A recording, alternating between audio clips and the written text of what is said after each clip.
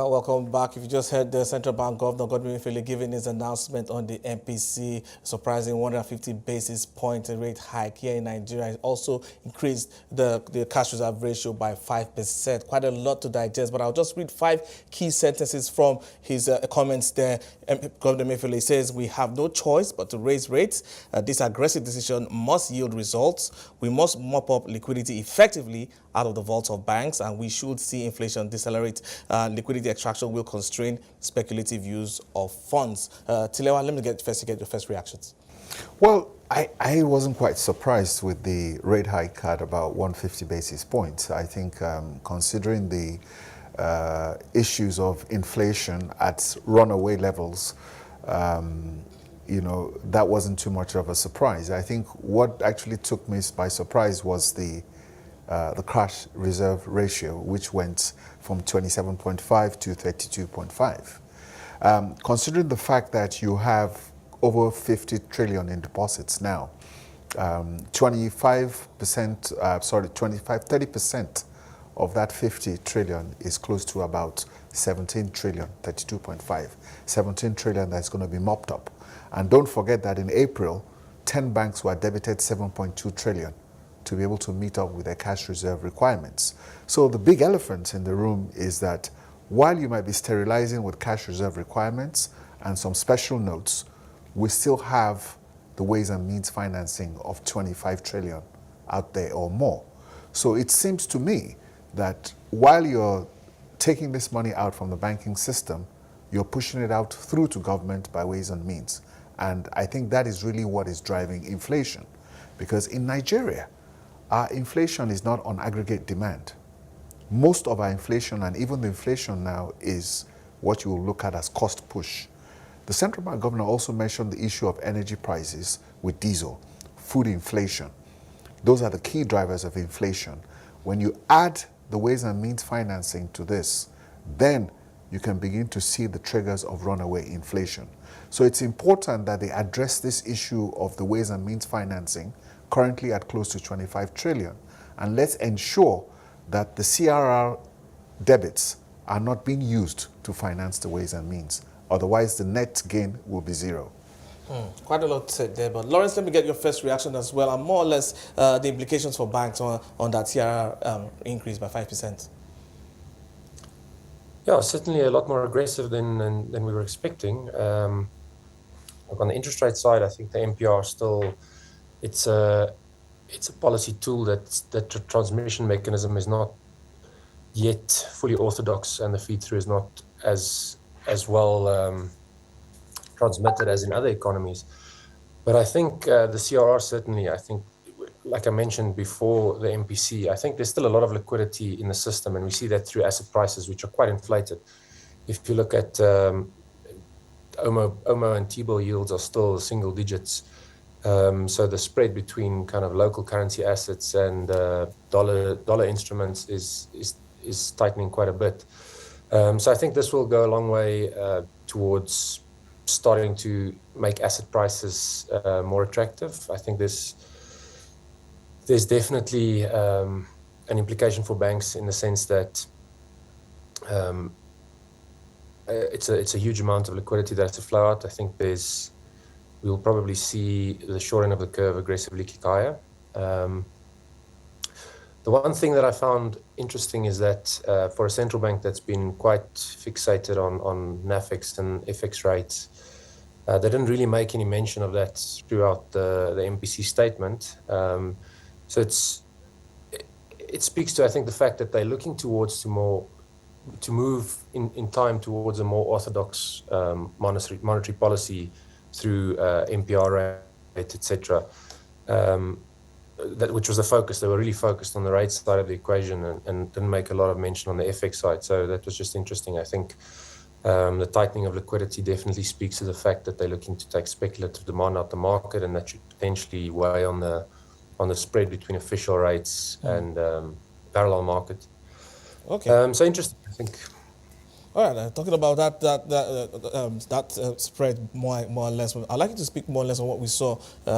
Yes, the hike has been made, but then we still have that significant distance between the MPR and inflation. Inflation at 20.7%, 20.5% for August, and NPR now at 15.5%. Yes, I mean, but with inflation at 20.5%, it's very difficult to move that rate from 14 above 20% to be able to make real rates positive. That would be the ideal situation. But that kind of hike will cause a very significant shock to the system. But I think let's talk about what Lawrence has said, in the sense that we haven't addressed the issue of the foreign exchange. There's now a 65% spread between the official rate and the parallel market rate. And that is as a result of multiplicity of windows that the central bank has. If you're trying to control that, as he said, that you don't want excess liquidity to be chasing foreign exchange, what are the alternative in investment assets? It's talked about the OMO yields and the T-bill yields not being competitive for investment purposes, or returning negative yields in essence. So in terms of investment class, investors are not finding anywhere to put their funds. And the interest rates the banks are offering on your deposits is way below the level of inflation. So the challenge we have when you have stagflation is the fact that you need to make some radical moves. And unfortunately, like I've said earlier, the big elephant in the room is the ways and means financing and the fiscal issues we have in Nigeria today. Revenue cannot even service debt repayments. You're increasing interest rates. The impact on that is that the federal government debt payment is going to go higher by another 150 basis points. So debt servicing is going to become more expensive for the government. But again, central bank is going to go back to its fallback position of trying to maintain financial stability and raise rates. So orthodox move, but the issues in the foreign exchange market with a 65% differential, and of course the ways and means financing, needs to be addressed. Yes, definitely quite a lot for the central bank to address. But Lawrence, looking at what the central bank governor said, more or less asserting that we must see this action more or less yield results. You earlier called for about 100 basis points. This was a bit much higher than you anticipated. But then, do you think we could see this yield the results that we so desire?